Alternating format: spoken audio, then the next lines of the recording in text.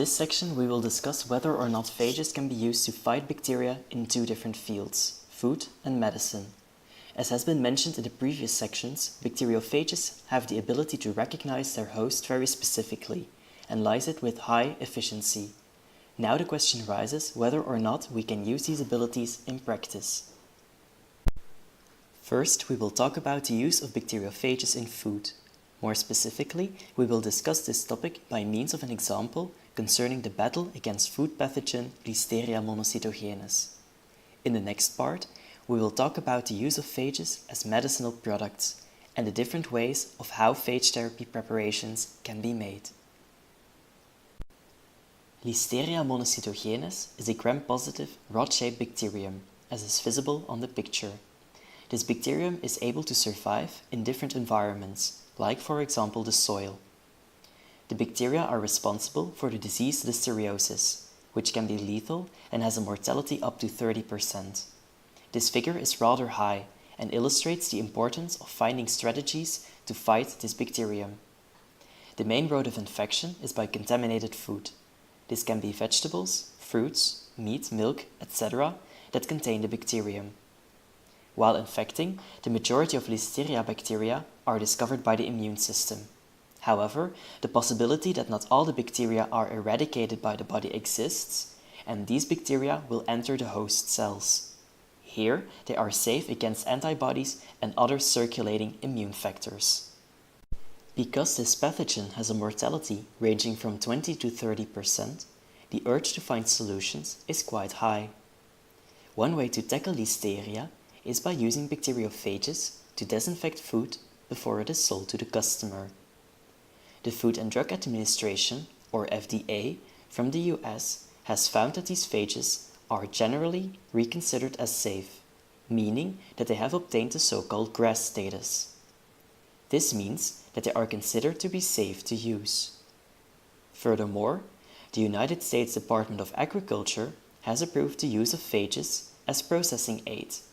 This means that the viruses can be used during the processing of food, like for example the decontamination of meat. In 2010, the Ministry of Health from the Netherlands also approved phages to be used as processing aids. Finally, the European Food Safety Authority, or EFSA, has found the phages to be safe. Nowadays, the phage preparations are being sold by the company Micreos under the name Listix. In the next part of this section, we will talk about the application of phages in medicine. As soon as Durrell discovered the potential of phages to kill entire populations of bacteria, he immediately saw the possibility to treat bacterial infections in humans, which was up until that moment impossible. In 1919, he created his first phage cocktails to treat bacterial dysentery. Afterwards, he started a commercial lab with as main activity the production of phage cocktails, called L'Oréal. However, during the Second World War, broad-spectrum antibiotics were discovered that drove phage therapy into the background, especially in the Western world. In Eastern Europe and Russia, phage therapy remained quite popular until the 1970s and is still performed nowadays.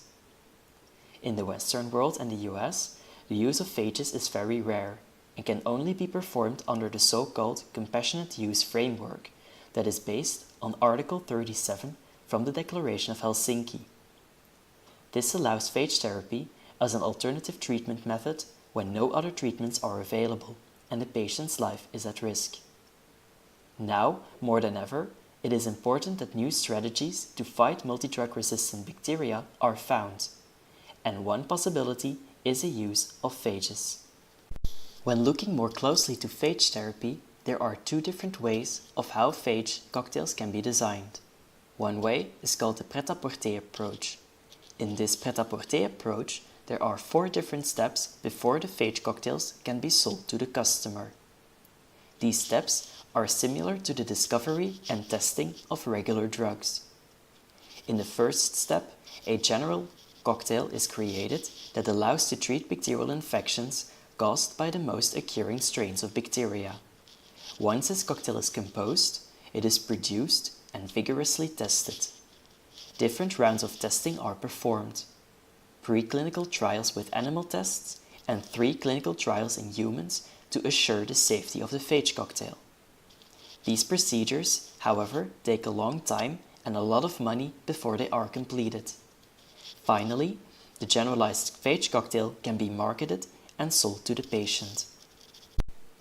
This pret-à-porter approach has the hurdle that phages are considered as medicinal products according to the European law and the FDA.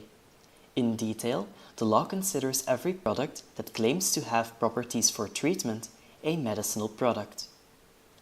Another problem of the pret-à-porter approach is that it takes a long time and a lot of money before the cocktail can be sold to the customer. Moreover, there is no patient-specific approach since there is a generalized phage cocktail. In other words, patients cannot be treated according to their specific needs.